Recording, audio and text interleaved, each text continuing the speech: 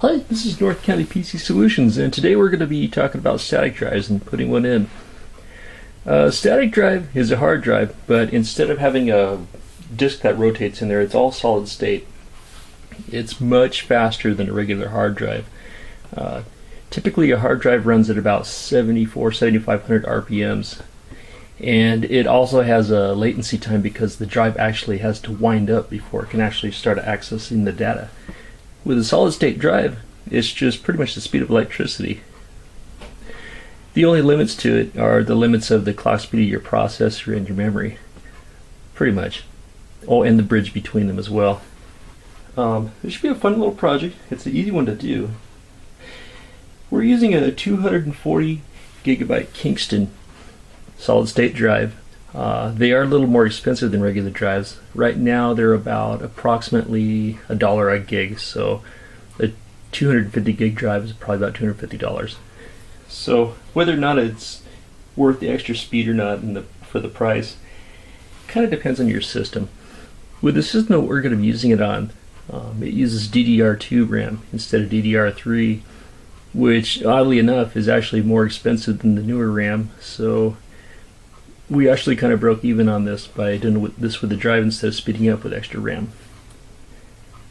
I'd like to give Kingston 5 stars on how they supplied the setup too.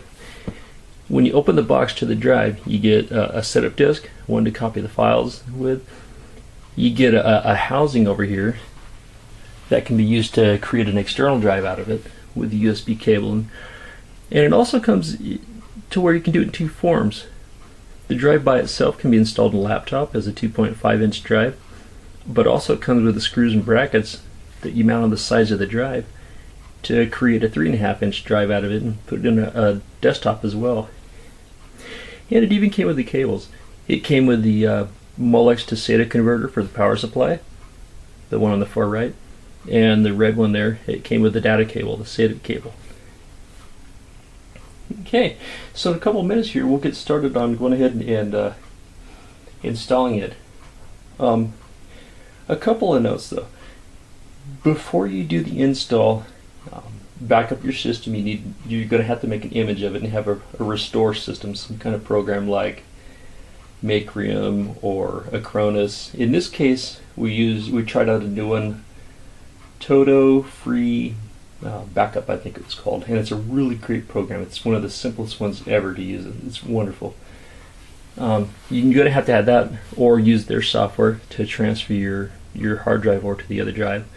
Also, since these kind of drives are a little pricey, you want to milk every bit of the space you can out of it. So before you begin, defrag your hard drive. It'll really help you a lot and save a lot of space. Okay, so we're going to get started in a couple seconds here.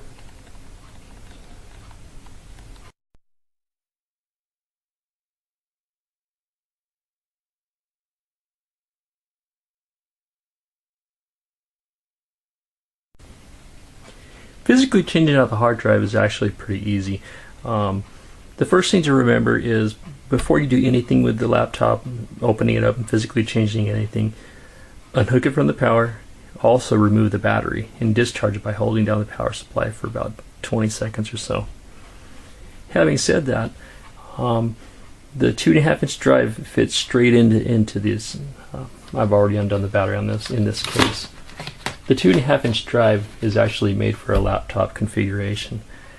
If you wanted to go ahead and put this hard drive in a tower, you still could, using the brackets to make it a 3.5-inch drive. Kingston did a really good job with supplying all the gear for this. I've already taken out the screws here, but one of the cool things about this swap is that that's all you need is a number B4 screwdriver to get the job done. I've already loosened it up. And here's your hard drive right here. Typically there's 2 screws and it just pops out to one side.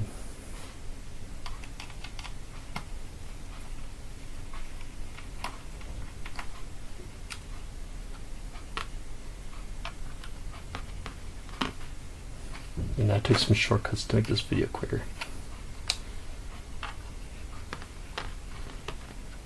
Okay, now you'll notice that's kind of snug in there. So after you get the screw out, you can give it a nudge. You want to be real careful with this though.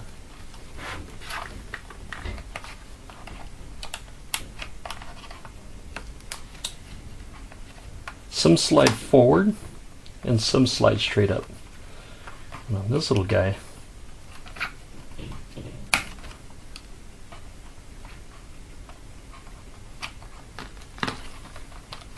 looks like it goes forward.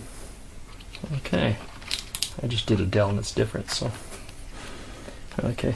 And you can see the physical profile of the drives is pretty much identical. They both have the same kind of connectors. They use the SATAs. You'll notice that they no longer use the jumpers on the SATA type of drives because you really don't need jumper switches. That's back from the old hard drives with the IDE connections. So essentially all you're doing is putting in the other drive the same way that one was configured. So double check how this was in there. It looks like it was laying this way, so that you know this is your power and this is your data cable that are going to get connected in here. Pop that in, slide it forward, and then we're going to, actually I should have borrowed these out of there. I'm getting a little ahead of myself here. So let's take those out. Could leave it like that, but it's always better to keep all the mounting hardware intact.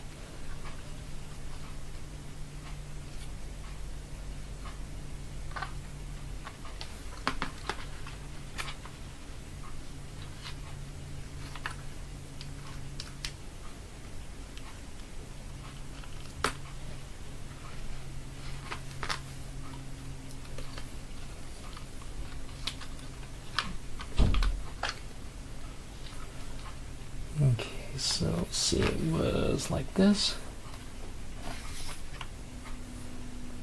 So I'm just going to copy and flip the whole thing over so I know which way it was configured.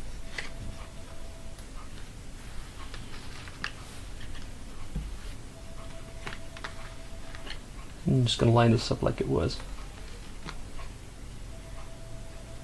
I'm going to go ahead and I'm going to stop here and pause, and then I'm going to go ahead and cinch in these screws, place the drive in, slide it forward, but I'm going to save a little bit of time on this spot.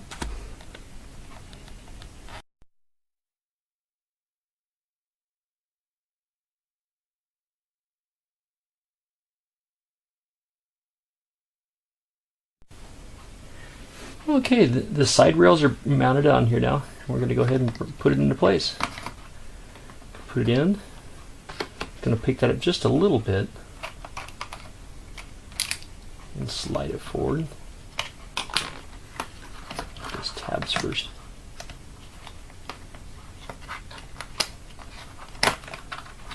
There we go. Slides right into place. Now I'm just going to replace the screws that I took out. Replace the cover, and then just put the battery back in.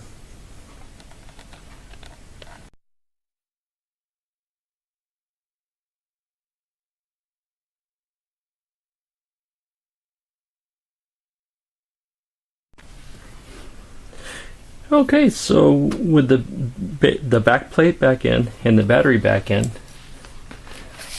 you're good to go. That's all it takes.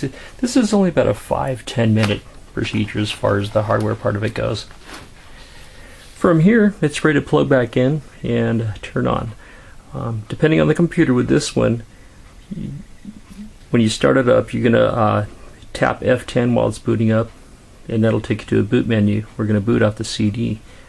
I've already created a bootable CD to reinstall the operating system.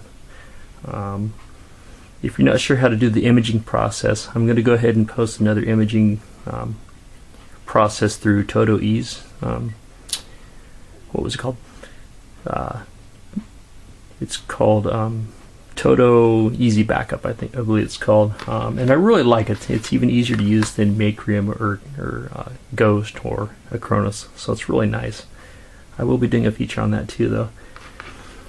But as far as hardware goes, it's a really simple surgery, and depending on your configuration with your computer, it can give you a lot more speed. Thanks for watching. Bye-bye.